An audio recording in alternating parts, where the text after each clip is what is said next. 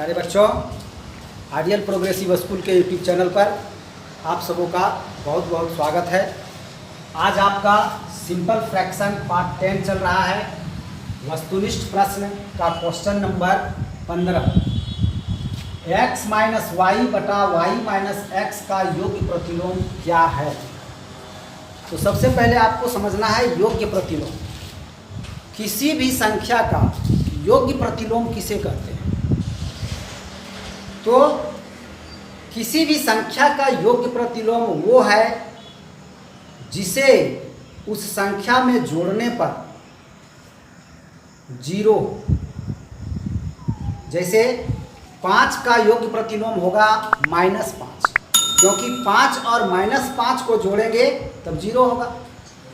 5 और -5 को ऐड करेंगे तो जीरो होगा। 3 में कितना जोड़ेंगे? 3 में -3 जोड़ेंगे तो जीरो होगा। तो 3 का योग्य प्रतिलोम होगा -3 और -3 का योग्य प्रतिलोम होगा 3। तो इसी प्रकार से यहाँ समझना है आपको कि x minus y by y minus x का योग्य प्रतिलोम क्या होगा। तो देखिए x माइनस वाई बटा वाई माइनस एक्स। अब x और y को आप अपनी मर्जी से कुछ भी ले लीजिए। मान लीजिए कि x में x बराबर होता है 5 और y बराबर होता है 3। मान रहे हैं हम, कुछ भी मान सकते हैं।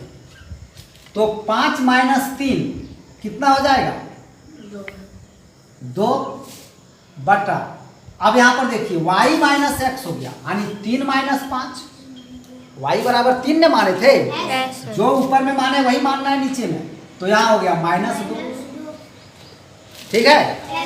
अब इसको हम अगर काटेंगे तो कितना बार में कटेगा?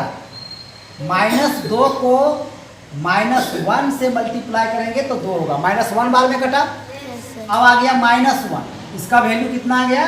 -1। जो भी मानिएगा आप, हम 5 और 3 माने थे, आप जो भी मानिए, लेकिन इसका वैल्यू होगा -1। तो अब हमको जानना है कि -1 का योग्य प्रतिलोम क्या होगा। तो -1 का योग्य प्रतिलोम हो जाएगा 1, क्योंकि -1 में कितना जोड़ें कि जीरो। तो -1 में 1 जोड़ेंगे तो जीरो हो जाएगा। ठीक है। इसलिए हम कह सकते हैं कि x minus y by y minus x का योग्य प्रतिलोम जो होगा वो क्या होगा? 1 होगा। ठीक है। इसलिए x minus y by y minus x का योग्य प्रतिलोम बराबर 1, क्योंकि -1 में 1 जोड़ने पर ही जीरो होगा। और दूसरा भी कोई भी चीज आप मानिएगा ना, x और y का वैल्यू कुछ भी तो मानिएगा, तो फिर -1 ही होगा उसको जब सॉल्व करेंगे तब। जैसे 5 और 3 माने थे, अगर x को 3 और y को 5 माने तब क्या होगा? x को 3 और y को 5 मानेंगे तो उस परिस्थिति में आपका क्या होगा? ऊपर में आएगा -2 और नीचे में आएगा 2। ठीक है। होगा ना? अब 2 से काटना है -2 को, तो कितना बार में कटेगा ये? 2 को -1 से मल्टीप्लाई करेंगे तब होगा -2, प्लस और माइनस को मल्टीप्लाई करने पर माइनस होता है। ठीक है। तो तब भी आया -1। तो -1 का योग प्रतिलोम 1 होता है, इसलिए 1 ही होगा। नेक्स्ट है, इसको सॉल्व करना है और इसका व्युत्क्रम लिखना है। ठीक है। तो पहले तो इसको सॉल्व करेंगे। तो ये सब जब हटेगा, देखिए इस रूप में आ जाएगा 3/2 + 2/3 + 3/5। इसको हम अगर सॉल्व किए तो आ गया 83/30। तो 83/30 का व्युत्क्रम लिखना है। तो व्युत्क्रम किसको कहते हैं? किसी भी संख्या का व्युत्क्रम, किसी भी भिन्न का व्युत्क्रम जो होता है उसका उल्टा हो जाता है। यानी इसको हम किससे गुना करें जो 1 हो।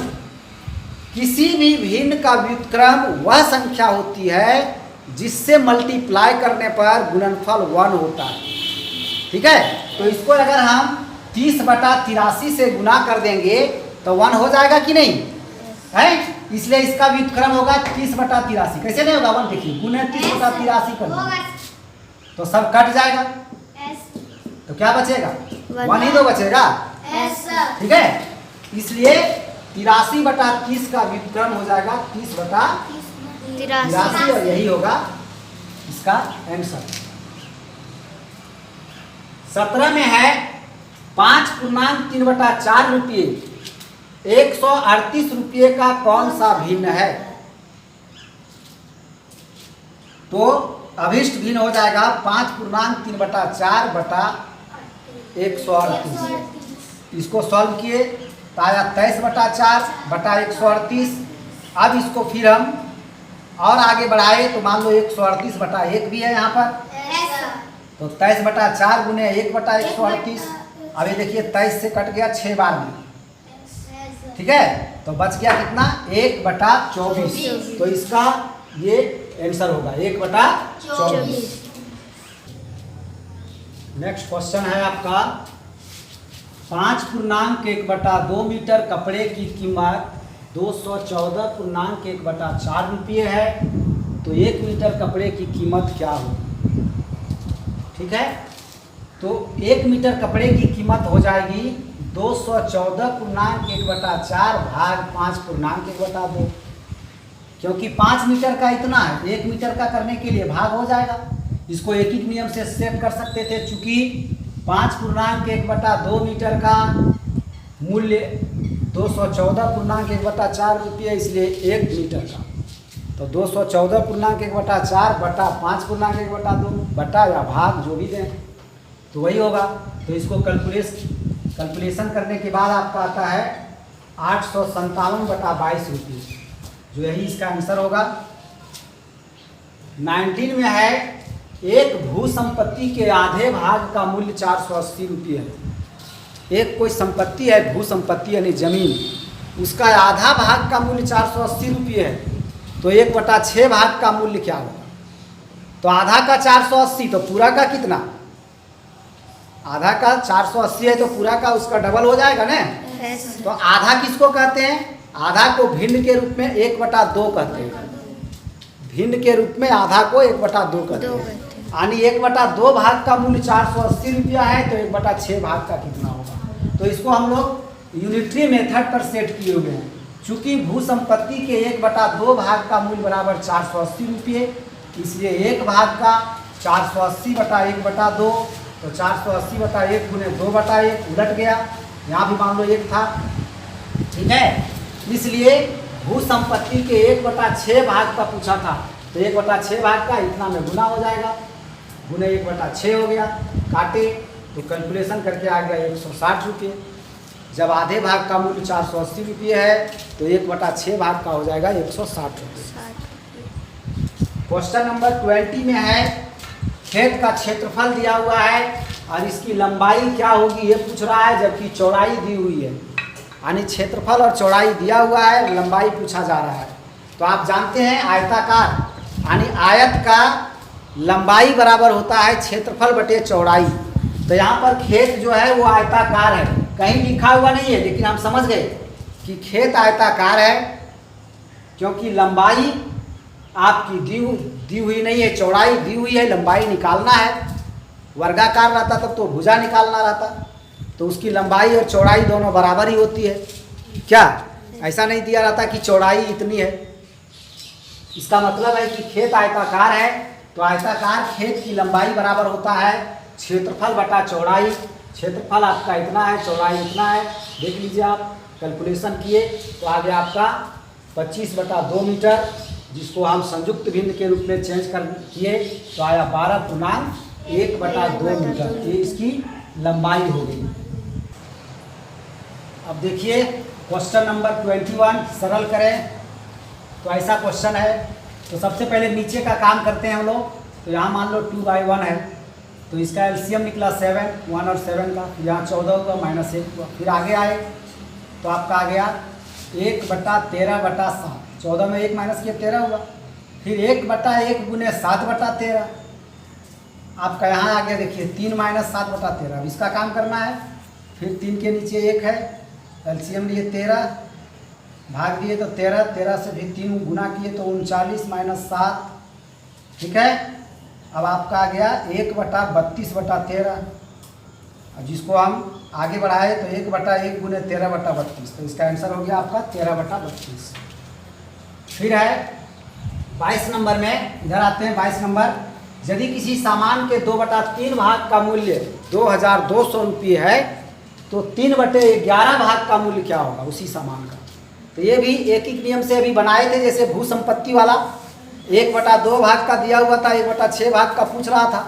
तो इसमें भी वही बात है, चूंकि सामान के 2/3 भाग का मूल्य 2200 रुपये, इसलिए एक भाग का 2200/2/3, इसको तोड़े तो हो गया 2200/1 गुने 3/2 रुपये, उसको वहीं छोड़ दिए। फिर इसलिए सामान के 3/11 भाग का, तो इसी में 3/11 गुना हो जाएगा, गुना किए फिर काटे इसको 2 से 11 से काटे इसको तो 200 बार में कटा, फिर 2 से काटे तो 100 बार में कटा, अब बच गया आपका 100, 3 और 3 गुना किए तो आ गया 900 रुपये। 900 रुपये उसका आंसर हुआ। अब क्वेश्चन नंबर 23 जो है आपका सिंप्लीफाई है। इसमें देखिए ये है आपका, और यहाँ पर भाग का चिन्ह है, फिर इधर ये है। तो हम शुरू से करते जाते हैं काम। मान लीजिए यहाँ पर सबसे पहले हम क्या काम करेंगे, गुना का, तो 2 और 2 होगा 4, 2 गुने 2 हो जाएगा 4, और 4 में 2 जोड़ेंगे तो हो जाएगा 6, तो ऊपर में आ गया 6, और नीचे में क्या आएगा सो देखिए, नीचे में पहले किसका काम करेंगे, भाग का, ठीक है। तो 2 में 2 से भाग देंगे तो आएगा 1, और 1 को फिर 2 से गुना करेंगे तो आ जाएगा 2, तो इसका आ गया 6/2, ठीक है। ये इतना बड़ा जो था वो 6/2 भाग। अब यहाँ आइए, यहाँ ऊपर में पहले किसका काम करेंगे, ये भाग का कि पहले का पहले का करेंगे, तो का मतलब होता है गुना, तो कट नहीं रहा है तो हम गुना कर देंगे। 1 और 1 को गुना किए तो 1, और 2 और 2 को गुना किए तो 4, तो आपका आ गया 1/2 भाग 1/4, और यहाँ पर फिर मेन बटा आ गया। फिर यहाँ आइए, यहाँ भी पहले करेंगे हम का काम, तो आ जाएगा 1/2 प्लस 1/4, ठीक है। एक बार में इतना काम हुआ। फिर आगे बढ़ते जाएंगे हम, इसको हम लेते चलते हैं 6/2 भाग, इसको हम यहाँ काट भी सकते थे, 3 बार में कट जा रहा है तो 3 हो जाता, लेकिन रहने दे रहे हैं, अभी थोड़ा छोटा लगेगा देखने में, ठीक, बड़ा रहना चाहिए। तो अब यहाँ पर करेंगे भाग का काम, तो 1/2 गुने 4/1 हो जाएगा, होगा कि नहीं, तो 1/2 गुने 4/1, और इसका एलसीएम लेंगे तो कितना होगा, ये भिन्न का जोड़ करना है इसको, ठीक है। तो भिन्न का जोड़ करना है तो एलसीएम लेंगे तो होगा 4, फिर 2 दूनी 4, 2 प्लस 1 हो गया। अब इसको देखिए, इसको काटिए भी यहाँ पर, 2 दूनी 4, अब ऊपर में केवल 2 बच गया, क्या बच गया, 2, देखिए 6/2 भाग, ऊपर में 2 ही बचा है, यानी 2/1/3/4, देख रहे हैं ना, यहाँ तक आ गए हम। फिर आगे इसी को बढ़ाते हैं हम लोग, तो 6/2 भाग, ये आ गया 2/1, और इसको गुना में चेंज करेंगे क्या, तो आ जाएगा 4/3, ठीक है, होगा ना। फिर दोनों तरफ काम पहले कर लेते हैं। अब 6/2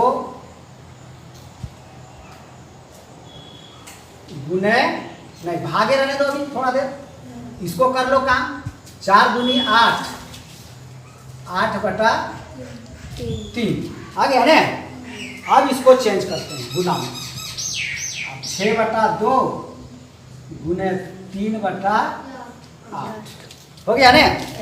अब इसको काटते हैं, देखिए 2 तिया 6, आ गया 9/8, 3 तिया 9 हुआ ना, 9/8, इसको हम संयुक्त भिन्न में चेंज करेंगे तो 1/8,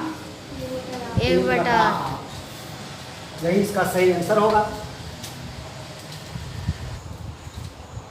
नेक्स्ट क्वेश्चन है, निम्नलिखित में से भिन्नों का कौन सा समुच्चय आरोही क्रम में है। यानी 4 भिन्न आपका दिया हुआ है और इन चारों भिन्नों को 4 तरीके से इधर लिखा हुआ है, किसी को पहले उसके बाद उसको इस तरह से करके।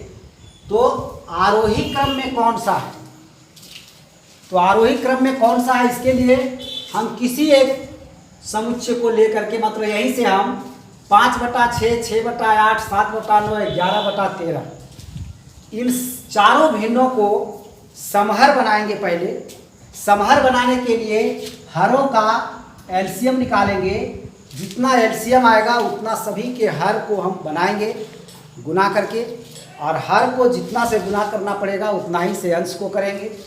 ठीक है, और उसके बाद हम देखेंगे कि आरोही क्रम में सजाया हुआ जोड़ा कौन सा है इन चारों में से, आरोही क्रम में सजाया हुआ समूह कौन सा है। ठीक है, तो आपको ये इतना काम सारा खुद करना है और इसका सही आंसर ये 4 नंबर होगा। यानी सबसे छोटा भिन्न आपको प्राप्त होगा 6/8 और उससे बड़ा होगा 7/9, उससे बड़ा 5/6, उससे बड़ा 11/13। यही आरोही क्रम में है, ये आप देख लेंगे।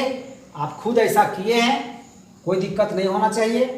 उसके बाद 25 नंबर में आइए, तो 25 नंबर में कहता है यदि किसी भिन्न के अंश एवं हर दोनों में एक जोड़ दें, दोनों में एक जोड़ देते हैं तो भिन्न हो जाता है 4/5, और जब दोनों से 5 घटा देते हैं तो भिन्न हो जाता है 1/2।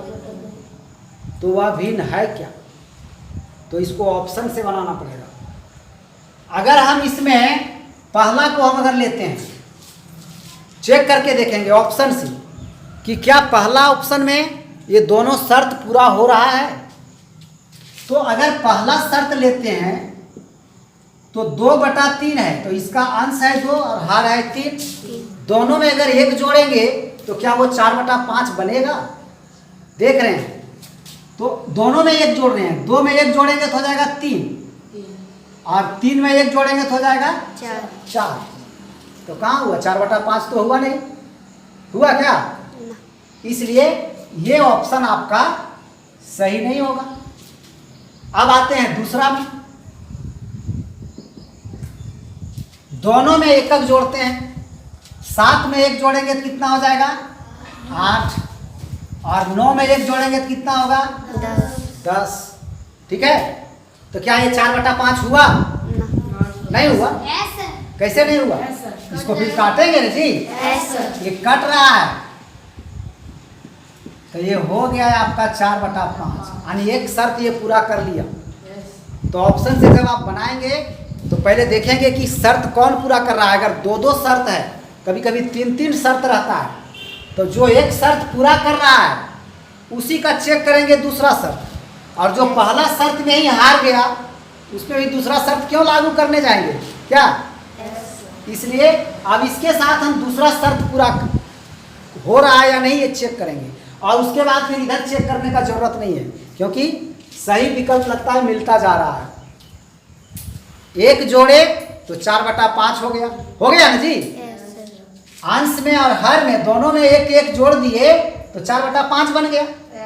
अब कहता है कि अगर अंश और हर दोनों से 5 घटा दें तो 1/2 हो जाता है।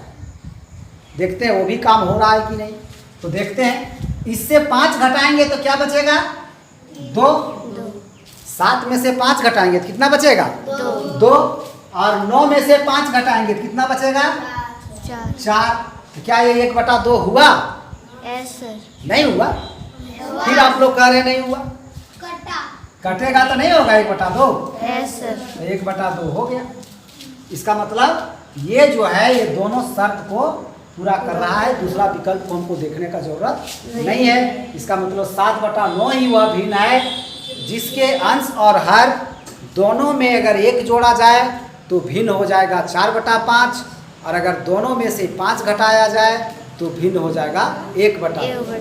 ठीक है, तो इसी के साथ आज का ये वीडियो आपका यहाँ पर स्थगित होता है, और आपका ये साधारण भिन्न यानी सिंपल फ्रैक्शन का चैप्टर भी आज लास्ट हो रहा है।